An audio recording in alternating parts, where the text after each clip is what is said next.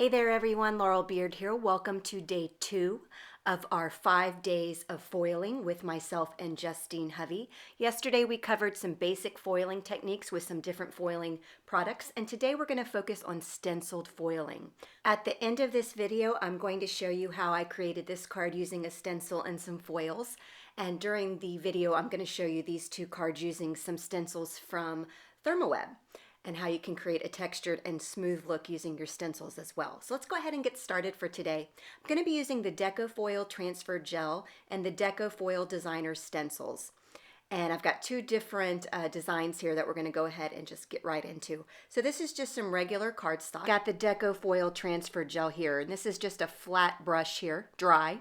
And I am trying to get smooth brush strokes through the stencil. This is a very fine line stencil, so I'm making sure that the gel gets through the stencil, and then I'm going back in with my brush and trying to smooth it all out because I want a smooth look on this particular stencil here. And then I'm just very carefully, after I make sure the gel is in all the lines of that stencil, I go back in with my brush and do one stroke just to kind of smooth everything out. The gel is clear, but you can see it as you're putting it down. So when I peel up the stencil, you can see the design there. To get the textured application, I'm going to go in and just bounce around. I'm using a blending tool here. Any kind of sponge, whatever you want to do works. You know, I just grabbed this because it was here, and I'm just bouncing the gel in there, and that's going to create a textured look. Now you want to wash your stencil and your brush and whatever application tool you're using right away so this stuff doesn't dry onto your supplies. Took about 10 minutes to dry, and it's tacky to the touch, and that's how you'll know when it's dry. This is some gold Deco foil. I'm going to put it into my transfer folder, which is just some wax paper with a piece of cardstock in there. And let's take a look at the textured finished first. So I put that through the laminating machine. Again, always the crease side in. Don't make the mistake I made the first time. And I give it a good press, and then I peel it back. And now take a look at that. You can see all the texture. And that's the one we did with the blending, the foam sponge. And here's a card I quickly put together, and you can really see how that foil shines and all that texture that's behind. Now let's take a look at the smooth application, the one that I applied with the paintbrush.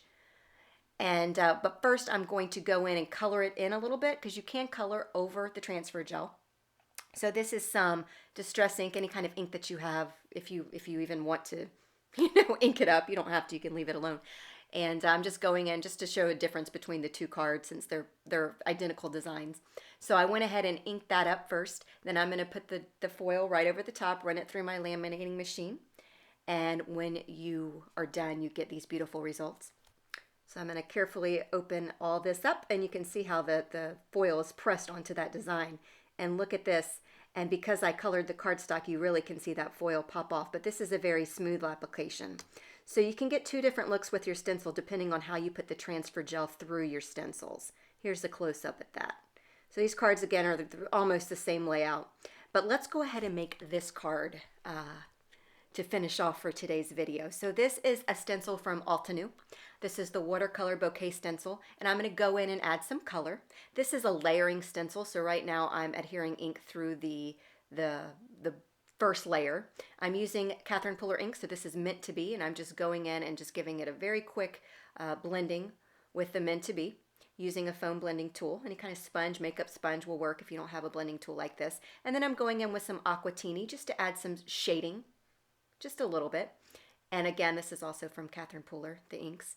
And when I'm done, I'll peel off that stencil, and I've got this beautiful look here. So again, this is a layering stencil, so I'm going to layer that right over the top. I'm going to adhere it down with my purple tape and using, again, that transfer gel. I've got a dry flat brush here.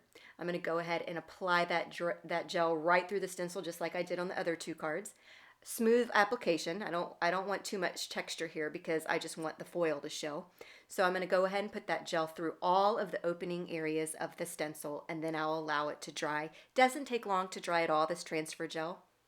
And I'll peel off that stencil, let that dry, and wash my stencil off right away. Maybe about 10 minutes it took to dry. And now it's good and dry. It's tacky to the touch. So I'm going to go ahead and use some Twinkling Pink Fancy Foil from Gina. Put that over my design and run that through my laminating machine. Again, crease side in. Y'all are never going to forget that now because I'm like putting it into your memory. So when you peel this back, you're going to be left with a beautiful, beautiful pink foiled, and this is sparkling. It's got stars. It's really a cool pattern, but everywhere where that transfer gel is, that foil is going to stick, as you can see here. It's very pretty, but we're going to take it to another level. You can leave it like this and move on and call it a day, but I'm going to take it to another level and add a little bit of black foil in there.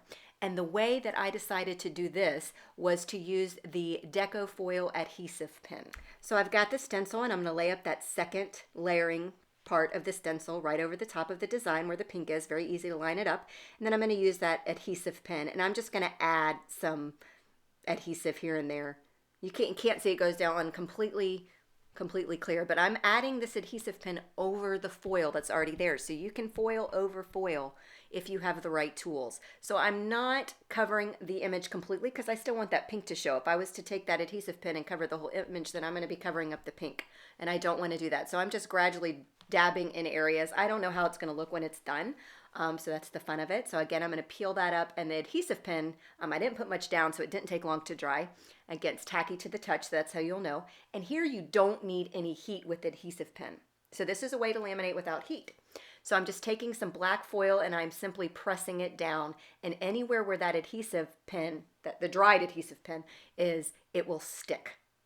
So if there's any spots I've missed, I'm just taking, the foil, always foil side up, always pretty side up, and now I've got this pretty black overlay on top of the pink, on top of the inked stencil, and it's really quite pretty in real life. Now, to put this card together, I just wanted a sentiment. I didn't want to take away from the foiling at all. This is the Everyday Greetings stamp set from Concord and 9th. I'm going to line that up. I'm using my Misty because I don't want to have a crooked sentiment after I've done all this, So I'm going to ink that up with some Catherine Pooler Midnight ink. My pad is so dry, so I'm definitely glad I used the Misty because I had to stamp it several times because I need to re-ink my pad, and I've just been too lazy to do it. So thank you, Misty, for saving my card. And that's it. I'm going to adhere this whole panel down to a black card base, which is a teeny tiny bit of that black base peeking out the side to tie in with the black foil, and that's the card. I love this card. When I craft, I have no plan. So when I make these videos, I have no plan. I do a lot of editing in case I make mistakes along the way, but I just sit down and play, and that's so fun for me, and I love how this card turned out. So thank you for joining me for day 2. Thanks for watching, and we'll be back tomorrow with day 3. Again, links to Justine's video blog and my blog are below, so make sure that you check it out. Tomorrow we're going to be doing some clear toner sheets. Just a little sneak, so I'll see you tomorrow. Bye.